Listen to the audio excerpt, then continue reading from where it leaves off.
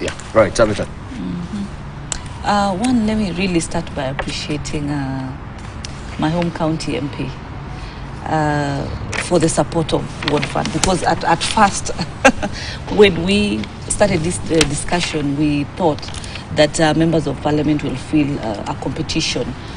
Because, you know, politics is about, you know, of course, competition, and he's positively supporting it. I think also I want to appreciate his vastness in terms of the education levels as far as matters finance are concerned. Thank you, Sana Moshimi, on that. I really would want to support Ward Fund. I am the Vice Chair Finance and Budget in Senate. And we are mandated with a lot of financial bills to be able to pass.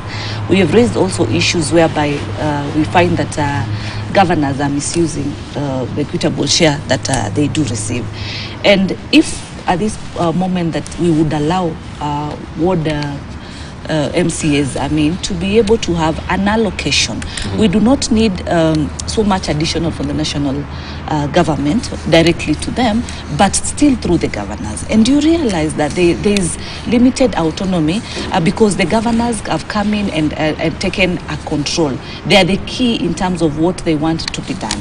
But what is the main goal is then how is the mwananchi benefiting maximally with this devolved government? It is when also there's a connectivity between the mwananchi and their MCAs who they've elected. And in what way? In ensuring that all the promises also the MCA was able to make in terms of development, it can be able to execute. It can be able to have a budget. There's been what we call the ward fund in terms of earlier when devolution started, you could see that the first governors would say that this amount, the MCA to be able to decide. That started, and at some point it died or it didn't work because it's a give take. The governor feels like you need to do this in terms of what I say, you need to pass this in terms of what I say, and then I allow this project to be done in your home.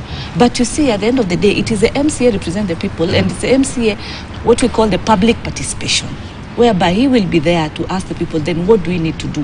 What do we need to prioritize so that they can be able to ensure development has been done up to the mashinani level. That is not happening. That is bringing a lot of forth and back. And as you can see right now, you find that the MCAs have raised many concerns in terms of their packages, salaries, and all that. But I remember the president in the devolution conference said that one, we need to appreciate that we have the jobs because there are those ones who do not have, and we need to focus on creating. And so if we would allow and support ward fund to the MCAs, then they would have much more mandate, much more responsibility in ensuring that they are concentrating in developing their wards. But right now, they are under the mercies of the governor. They are under the mercies of even the CECs. You can imagine the MCA who vets that CEC, the CEC is paid times 3 what the MCA is paid.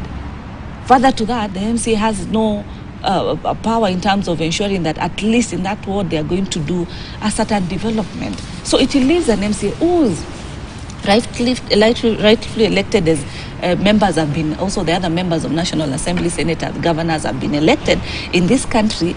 They get weakened, and they play a very key role in terms of that direct connectivity. Even as senators, we work very well with the MCAs.